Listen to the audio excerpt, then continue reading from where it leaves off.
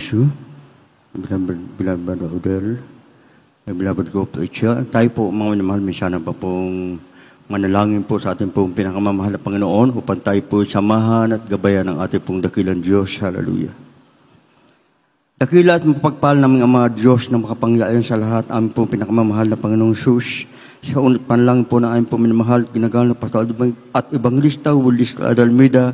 Kami po, Diyos, ay dumudulog sa tulong ng biyaya. Humingi kami, Diyos, ng kahabagan sa kami nasumpungan sa mga pagkukurang pagkasala. Patawarin po ang bawat sa amin. At labis po kami nagkapasalamat, mahal na Panginoon, sa pagkilos mo sa aming kalagitnaan, sa paglangis mo sa bawat bahagi ng banal gawain, mahal na Panginoon. At sa bahaging ito, Diyos, ng pakinig ng banal salita, buksan mo, Diyos, mga puso't pangunawa ng bawat isa. At langisan mo po, mahal na Panginoon, ang iyong dakilang salita. Magniyo abang lingkod sapagkat sa ganang akin wala pa akong magagawa. Tang siya lamang kumaasa, O Diyos. Samahan mo ako, Diyos, ng dakilang kapangyarihan, dakilang pag-ibig. Ikaw po, Diyos, ang maglagay ng mga salita sa akin labi sa makapangyarihan pangalan ni Jesus. At aming sinasawayang mga demonyo, mga hadlang mga pag-anlang ka sa out. In Jesus' name. Hallelujah, hallelujah. God bless you po, mga mahal. Kayo po makabalik na po sa inyong mga upuan. Ngunit bago po ang lahat, ang pinakamataas na pagpupuri, pagpapasalamat, ang kaluwalhatian at ang kadakilaan ay paalamang po sa ating buhay na Diyos, sa ating pong pinakamamahal na Panginoong Hesus, at nagpapabuti pa dubling paggalang sa ating pong minamahal at ginagalang na Pastor at Evangelista Willis Almeida, ang huling propeta po sa ating kapanahunan. At hindi po natin makalimutan ang mga gininto ang tuwa at aral ng ating po beloved assistant Pastor Lina Almeida, gandin po sa mga beloved children, the whole Almeida family, at sa lahat ng mga webcast viewers, at sa inyo pong lahat, mga mahal, magandang hapon po. Lahat po na magsabing, praise the Lord! Amen po, ihin po ang ating pong pinakamamahal na Panginoong Hesus. Mga minamahal, ang ating pong pag-aaralan sa hapong ito po ay serve continually.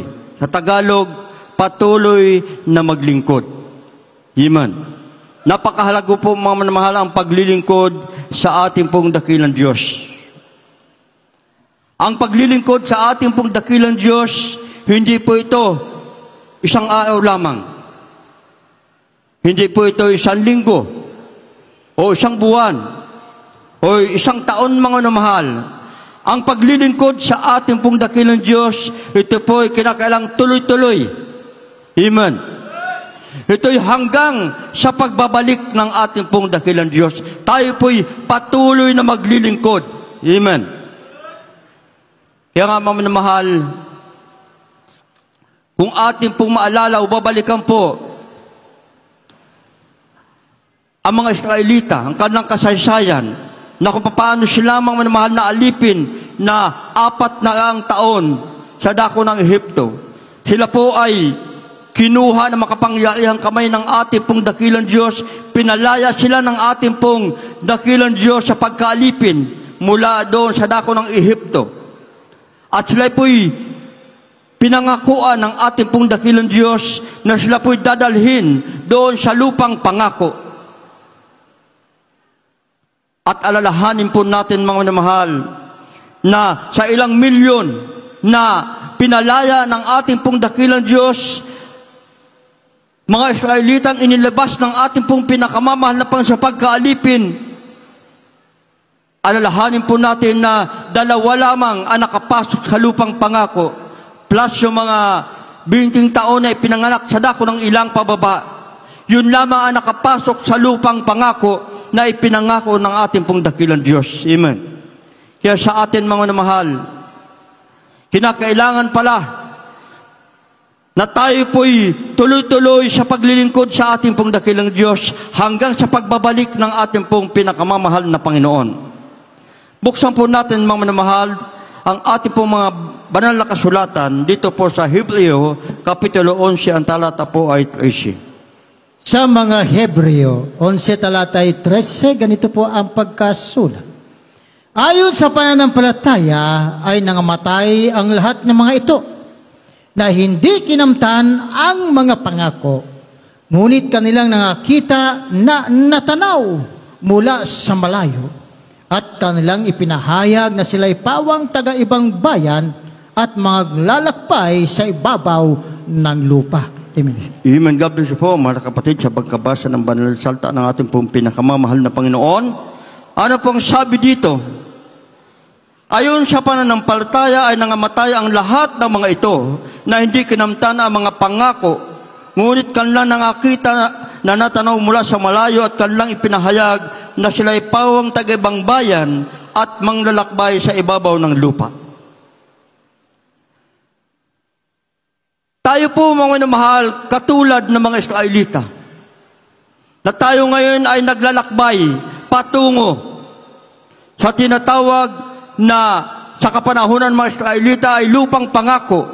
Sa ating panahon, mga minamahal, ang pangako ng ating pong dakilang Diyos na tayo pong naglalakbay patungo sa langit, na ito po ang pangako ng ating pong dakilang Diyos. Nasabi dito, mga minamahal, sila po'y nangamatay doon sa ilang. Hindi nila nakamtan yung pangako ng ating pong dakilang Diyos. Nasabi dito, mga minamahal, sila po ay manglalakbay lamang dito sa ibabaw ng lupa. Tayo po, mga minamahal, hindi po ito ang ating tunay na tahanan o ang ating tunay na patutunguhan, mga minamahal, dito sa lupa.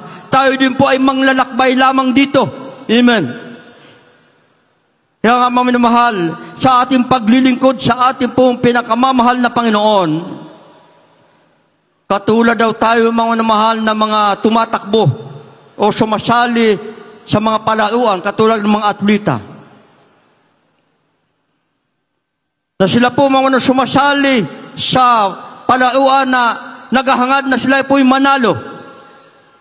Marami ang tumatakbo, ngunit isa o dalawa lamang ang mananalo. Subalit sa atin, mga minamahal, na tayo ngayon ay kasama sa takbuhin ito, na kapag hindi tayo sumama sa takbuhin ito, mga minamahal, hindi po tayo magmamana ng pangako ng ating pong dakilang Diyos. Kaya itong paglilingkod natin, mga minamahal, sa ating pong pinakamamahal na Panginoon, ito po, mga minamahal, katulad ng isang atleta na tapo'y kasali sa takbuhin, na ang ating pong takbuhin ito, mga minamahal, ito po ang patungo sa pangako ng Diyos, ang buhay na walang hanggan. Basahin po natin, mga minamahal, unang Korinto Kapitulo 9, ang talata po ay 24. Dito po sa aklat ng unang Korinto Kapitulo 9, ang bersikulo po ay 24. Hindi ba ganin ninyo nalalaman na ang mga nagsitakbo sa takbuhan ay tumatakbong lahat, ngunit iisa lamang ang tumatanggap ng gantimpala? Magsitakbo kayo ng gayon upang magsitamo kayo. Amen. Amen. Sabi dito, mga minamahal, yung sumasali sa palauan daw, sila po ay tumatakbong lahat, ngunit isa lamang yung nananalo o nagwawagi.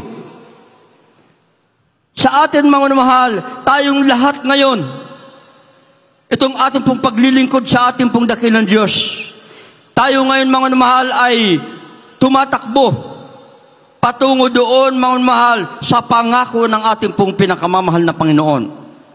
Kaya nga, mga minamahal, hindi pwedeng hindi tayo kasali dito. Sapagkat kapag hindi tayo kasama sa takbuhin itong, mga minamahal, ibig sabihin, hindi tayo magmamana ng buhay na walang hanggan.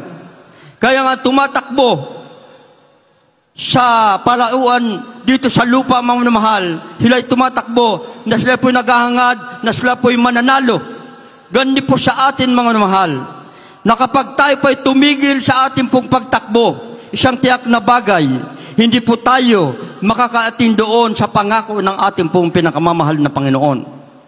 Kaya nga, mga minamahal, magkasabihan na yung tumitigil ay hindi po nagwawagi, at yung nagwawagi ay hindi po tumitigil. Amen. Ibig sabihin, tuloy-tuloy po ang ating pong paglilingkod sa ating pong dakilang Diyos. Kaya nga, mga minamahal, paano ba tayo maglilingkod ng tuloy-tuloy sa ating pong pinakamamahal na Panginoon? Unang-una, mga minamahal, kinakailangan tayo laging sumasagana sa gawa ng Panginoon. Always abounding in the works of the Lord. Ibig sabihin naman, tuloy-tuloy po, kailangan na sumasagana daw tayo sa gawa ng Panginoon.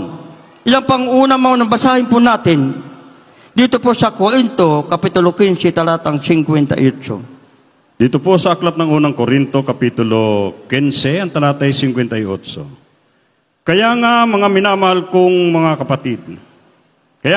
kapatid, kong minamahal, kayo'y magsitatag, huwag makilos, na lagi sumasagana sa gawa ng Panginoon, yamang nalalaman ninyo na hindi walang kabuluhan ang inyong gawa sa Panginoon. Amen. Atong pong palakpakan ang ating pong dakilang Diyos. Lahat magsabing, praise the Lord. Sabi dito mga mahal, kaya nga mga kapatid kong minamahal, kayo'y magsitatag, huwag makilos, na laging sumasagana sa gawa ng Panginoon. Amen. Nang atin daw pong gawa sa Panginoon, ito po hindi walang kabuluhan. Ang ibig sabihin, ito po ay may kabuluhan sa ating pong dakilang Diyos. Amen. Laging sumasagana sa gawa ng Panginoon. Sabi nga ng ating mahal na Ebanghilista, hanggang ngayon wala pa akong nagagawa sa Panginoon, sa mahal na Panginoon. Sa kabila na makikita po natin, naglabing sakripisyo ang ginawa ng ating beloved pastor, nag-ayuno ng halos sa loob ng 3 buwan. Mga kausa, naglabing pag-ayuno. Minsan wala na, hindi na umiinom ng tubig. Tinatawag na absolute fasting. Bakit nagagawa ng ating mahal na Ebanghilista ang mga bagay na ito? Sabi ng ating pong nabasa, na lagi daw tayo sumasagana sa gawa ng Panginoon. Yung ating pong pag-aayuno, yung ating pong pagkasagawa ng ating mga kanya-kanyang tungkulin, o ng ating pong pagkasagawa ng ating pong pagsunod sa lahat ng mga kautusan o kalooban ng ating pong dakilang Diyos. Ang Diyos po na gumagawa sa ating buhay.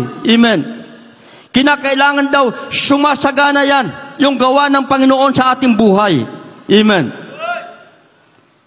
Hindi pala natin mga mahal isasantabi yung mga pagpapala ni pinagkaloob sa atin ng ating pong dakilang Diyos. Hindi pala natin yan itatago mga mahal. Atin daw pala yan mga minamahal. Ipapahayag kung paano tayo pinagpala ng ating pong dakilang Diyos. Amen. Kaya kanina marami nagpatotoo kung paano sila pinagpala ng ating pong dakilang Diyos. Yung gawa ng Diyos sa kanilang buhay, ipinapahayag nila mga minamahal. Ang ibig sabihin niyan, sumasagana sila sa gawa ng Panginoon. Amen. Yan pong ibig sabihin niyan mga minamahal. Nasabi sa Galatia Kapitulo 6, talatang 9, nang sabi diyan mga mahal, at huwag tayo mga pagod sa paggawa ng mabuti, sapagkat sa takdang kapanahunan, tayo daw po'y magsisipag-ani kapag hindi tayo nang himagod. Amen.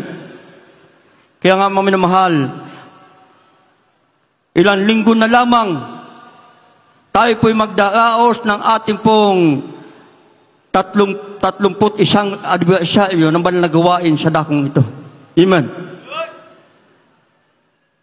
Na kung maalala po natin, nung wala pa tayo sa ating pong pinakamamahal na Panginoon, punong-puno tayo ng bisyo. Wala tayong kagalingan sa ating mga karamdaman, ang iba tinanggihan na ng hospital. Hindi lang gumaling sa pamamagitan ng mga medisina. Ngunit, nang tayo po'y tawagin ng ating pong dakilang Diyos sa una't panalangin ng ating pong minamahal at ginagalang na Pastor at Ebanghilista Wildy Estrada Almeida sa pamamagitan mga minamahal ng salta ng ating pong dakilang Diyos na napakinggan. Ang iba sa atin naligtas sa pamamagitan ng mga krusada. Ang iba mga minamahal nakakilala sa ating pong dakilang Diyos dahil nabahagi na ng salta ng ating pong pinakamamahal na Panginoon ng ating mga minamahal na mga kapatiran na pinagpala sa banal na gawain ito. Nasumpungan lamang naman ang ating pong dakilang Diyos. Nasumpungan lang ang totoong gawain ng ating pong pinakamamahal na Panginoon. Nasabi dito mga mahal, kinakailangan daw tayo sumagana sa gawa ng ating pong pinakamamahal na Panginoon. Na yung ating mga gawa mga mahal, hindi po ito walang kabuluhan. Mayroon po itong kabuluhan sa ating pong paglilingkod sa ating pong pinakamamahal na Panginoon. Amen. Kaya nga mga minamahal, walang ibang inaasahan ng ating pong dakilang Diyos, kundi tayo mga minamahal na pinagpala ng ating pong pinakamamahal na Panginoon. Amen. Mayroon po tayong mga leaflets. Pwede po natin yan ipamahagi, ibigay sa ating mga mahal sa buhay, sa ating mga kaibigan, sa ating mga kababayan. Bago po natin ibigay ang mga minamahal upang hindi po masayang, tayo po muna mga magpatuto sa kanila. I-invite natin sila mga minamahal na sila po ay dumalo sa malapit ng pagdaraos ng ating pong anibersaryo sa lugar na ito. Tayo po mga minamahal ang inaasahan ng ating pong dakilang Diyos na kinakailangan tayo daw po sumagana sa gawa ng ating pong pinakamamahal na Panginoon. Ang pangalawa mga minamahal, kinakailangan pala tayo ay magbunga. Amen. Lahat magsabing praise the Lord. Hindi pala tayo mga minamahal na tayo po'y nakaupo lamang dyan, nakikinig ng salita ng ating pong dakilang Diyos. Kundi ating isasagawa mga minamahal, yung ating pong napapakinggan, yung salita ng ating pong dakilang Diyos, na kung paano tayo ay nakakilala sa ating pong pinakamamahal na Panginoon. Nandito tayo sa gawain ng ating pong dakilang Diyos na mayroong nagbahagi sa atin ng salita ng ating pong pinakamamahal na Panginoon. Ganon din ang ating isasagawa mga minamahal. Kinakailangan tayo daw po yung magbunga. Kaya nga ang ating pong pinakamamahal na Panginoon, habang siya naglalakad, may nakita siyang isang puno ng igos. Dahil ang mahal na Panginoon nagutom. Basahin po natin mga mahal dito po sa Mateo 21, 19 at Juan Kapitulo 15, talatang 4. Dito po sa aklat ng Mateo, Kapitulo 21, versikulo 19. At pagkakita ng isang puno ng igos sa tabi ng daan, at kanyang nilapitan, at walang masumpungan na anuman doon, kundi ang dahon lamang, at sinabi rito, mula ngayon, huwag ka nang magbunga kailanman, pagkadakay na tuyo ang puno ng igos. Dito po sa aklat ng Juan, Kapitulo 15, versikulo 4. Kayo'y mananatili sa akin, at ako'y sa inyo. Gaya ng sanga na hindi nagbubunga sa kanyang sariling maliban nakakabit sa puno. Gaya din naman kayo, malibang kayo'y nanatili sa akin. Amen. Amen.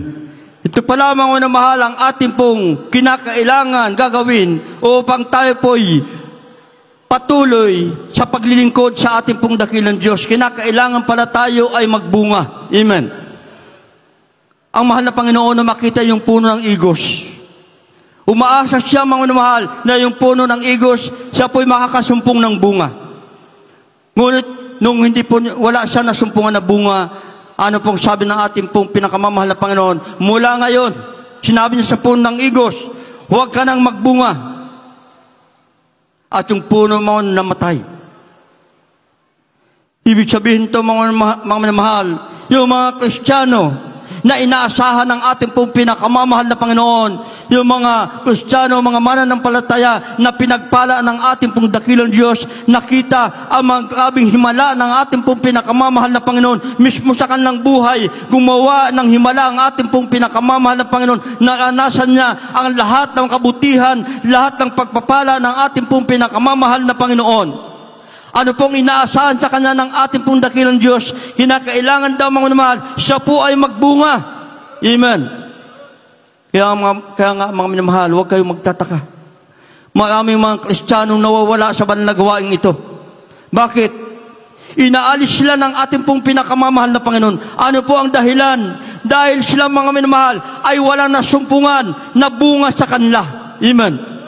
Hindi lamang bunga ng ating pong mga minamahal pagsunod sa kalooban ng Diyos.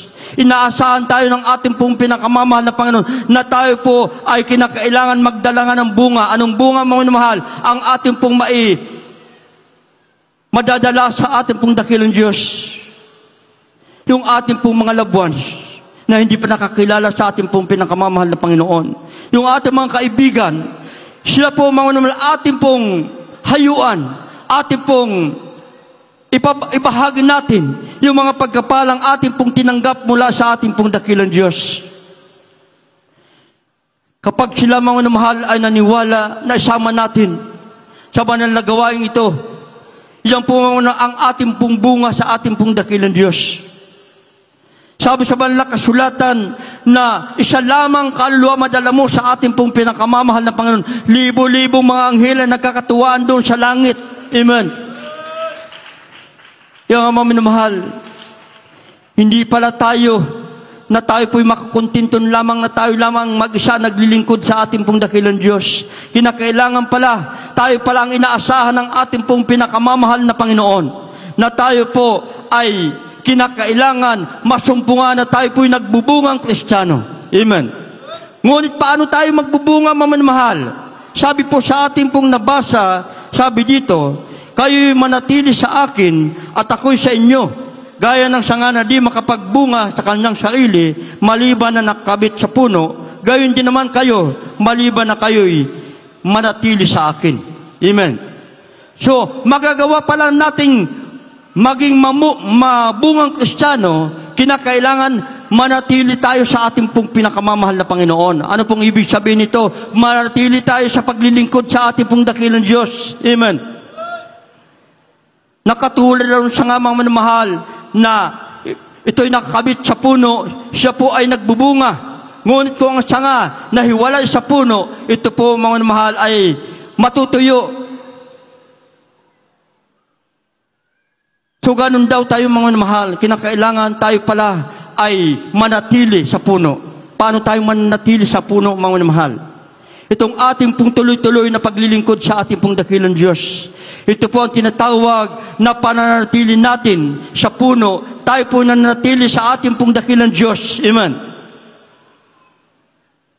Habang tayo nandito naglilingkod sa ating pong pinakamamahal na Panginoon. Unang-una mga minamahal, upang ikaw maging matatag, upang ikaw maging matibay mga minamahal. Sabi po sa atin nabasa kanina, na kayo maging matibay, maging matatag, na laging sumasagana sa gawa ng Panginoon. Kinakailangan pala mga minamahal, para tayo po'y maging matatag, maging matibay, upang tayo maging mabungang Kristiyano. Kinakailangan pala mga minamahal, tayo po'y nanatili sa ating pong dakilang Diyos. Amen. Kaya nga mga minamahal, sa ating paglilingkod sa ating pong pinakamamahal na Panginoon, na ito, pinapapakinggan natin mga himala ng ating pong dakilang Diyos, yung mga kabutihan na ginawa ng ating pong pinakamamahal na Panginoon, at yung kanyang pagkilos ng kanyang banal na presensya. Yan po mga minamahal, habang nadadama natin, naramdaman natin ang presensya ng ating pong dakilang Diyos, ang ibig sabihin niya mga minamahal, ikaw ay nananatili sa puno katulad ng sanga mga minamahal. Amen. So ang sanga na ito mga minamahal, ito po ay magbubunga. Amen. At ang pangatlo mga minamahal, tinatawag na purification, paglilinis o pagdadalisay. So dadaan pala ang Kristiyano mga minamahal sa tinatawag na paglilinis o pagdadalisay. Hindi po tayo tinawag mga minamahal upang tayo po ay magtamasa lamang ng pagkapala ng ating pong pinakamamahal na Panginoon. Tayo po'y tinawag ng ating pong dakilang Diyos na tayo po ay kinakailangan din mga minamahal na ito po'y dadaan sa tinatawag na paglilinis o pagdadalisay ng ating pong dakilang Diyos. Basahin po natin mga minamahal dito po sa unang Pedro, Kapitulo 1, talata po 7. Dito po sa unang Pedro 1, talata 7, ganito po ang pagkasulat. Upang ang pagsubok sa iyong pananampalataya na lalong mahalaga kaysa ginto na nasisira.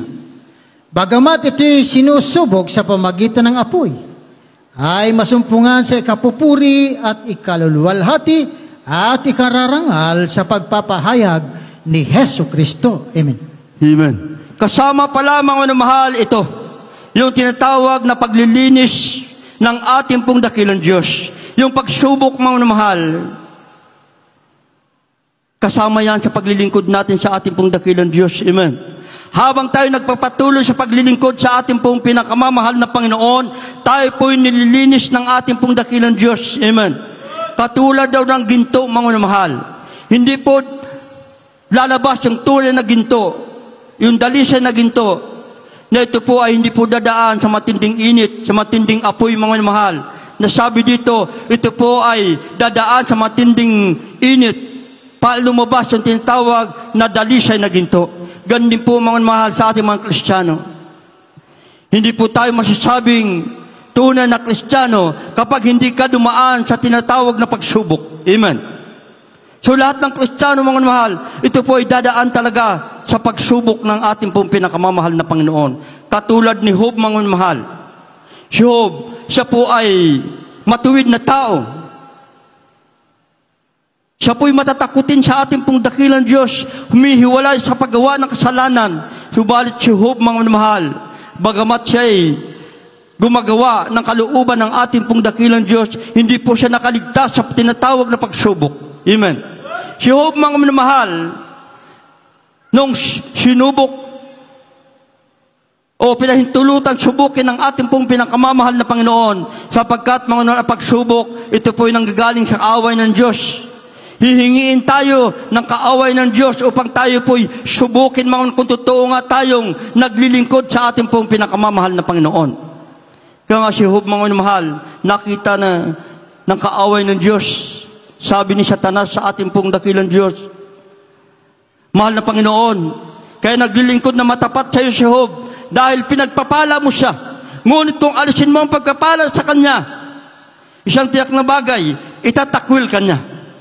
Ngunit ano po ang sabi ng ating pong mahal na Panginoon, ating pong dakilang Diyos? Satanas, pinahintulutan niya, subukan si Job. Huwag mo lamang, ibig sabihin, kitlan ang buhay ni Job. Kaya mga minamahal, si Job, yung kanyang 10 anak, ito po ay nangamatay.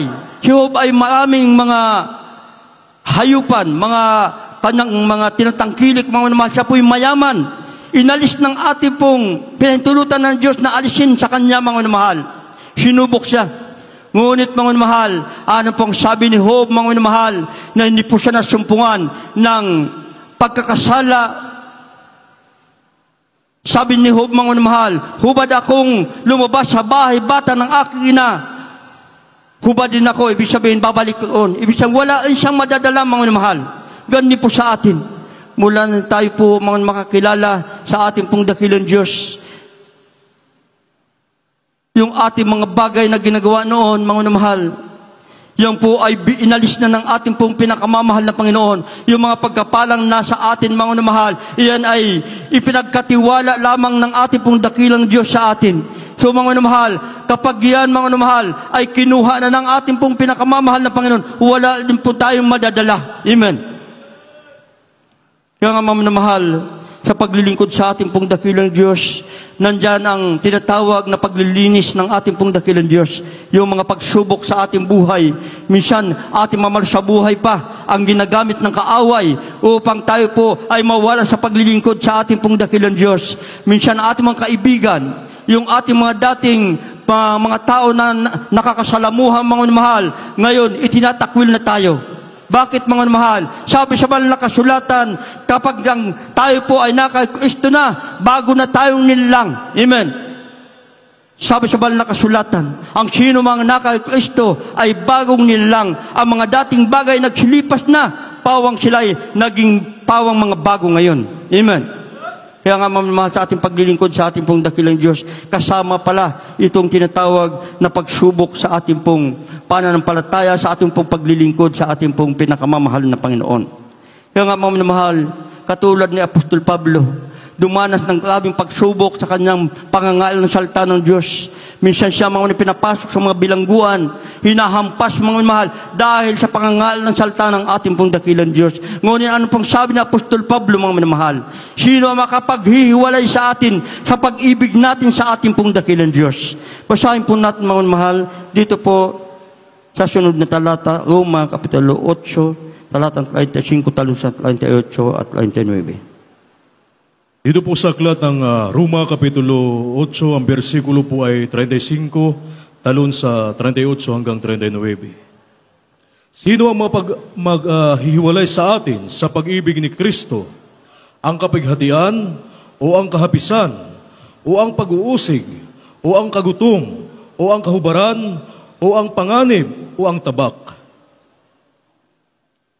Sapagkat ako'y naniniwalang lubos na kahit ang kamatayan man, kahit ang buhay, kahit ang mga anghel, kahit ang mga pamunuan, kahit ang mga bagay ng kasalukuyan, kahit ang mga bagay na darating, kahit ang mga kapangyarihan, kahit ang kataasan, kahit ang kababaan, kahit ang alinmanga ibang nilalang, ay hindi mapaghihiwalay sa atin sa pag-ibig ng Diyos na kay Kristo Jesus na Panginoon natin. Amen. Amen. Atin pong palakpakan ng malakas ang ating pong dakilang Diyos. Sabi dito mga mahal, sino makapaghiwalay sa atin sa pag-ibig natin sa ating pong dakilang Diyos? Mga minamahal, binanggit ng talata mga minamahal na walang sino man makapaghiwalay sa atin. Yung mga pagsubok, yung mga pag-uusig na yan mga minamahal, hindi po yan makapaghiwalay sa atin sa paglilingkod sa ating pong pinakamamahal na Panginoon. Kaya kinakailangan tuloy-tuloy ang ating pong paglilingkod sa ating pong dakilang Diyos. Amen. Kaya nga mga minamahal, upang ating pong may sagawa ang tinatawag na patuloy na maglingkod sa ating pong dakilang Diyos, kinakailangan pala tayo ay sumasagana sa gawa ng ating pong pinakamamahal na Panginoon. Amen. Pangalawa, mga naman, kinakailangan tayo maging mabungang Kristiyano. At ang pangatlo, mga mahal, tayo po ay dadaan sa paglilinis ng ating pong dakilang Diyos. Kaya nga, mga mahal, si Joshua, yung kanyang mga kababayan, sabi niya mga mahal, ako at aking sambahayan ay maglilingkod sa ating pong dakilang Diyos. Kung ang kanyang kababayan ay maglingkod sa ating pong pinakamamahal na Panginoon, siya at ang kanyang sambahayan ay maglilingkod sa ating pong dakilang Diyos. Basahin po natin ang huling talata dito po sa Joshua 24:15. Dito po sa aklat ng Josue, Kapitulo 24, ang talatay 15. At kung inaakala ninyong masama ang maglingkod sa Panginoon, ay piliin ninyo sa araw na ito kung sino ang inyong paglilingkuran.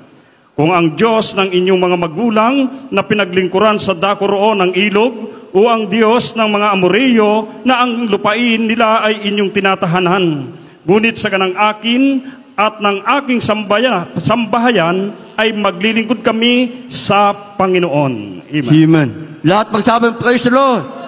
Mga minamahal, ang paglilingkod sa ating pong dakilang Diyos, ito po ay hindi po ito aksidente. Amen. Ito po ay isang pagpili sa ating pong pinakamamahal na Panginoon. Kaya piliin po natin mga minamahal ang ating pong dakilang Diyos na siya po ang ating pong paglingkuran. Amen. Sapagkat ang lahat ng bagay dito sa lupa, ito po ay lilipas. Ano man makamtan ng tao sa daigdig na ito po mga minamahal ay mawawala. Ngunit kapag nagpatuloy tayo sa paglilingkod sa ating pong dakilang Diyos, mga minamahal, sabi po sa ating nabasa na yung ating pong ginagawa sa ating pong pinakamamahal na Panginoon, hindi po ito walang kabuluhan. Ito po ay mayroon pong kabuluhan sa ating pong pinakamamahal na Panginoon. Tayo po tumayo, ating pong awitan ng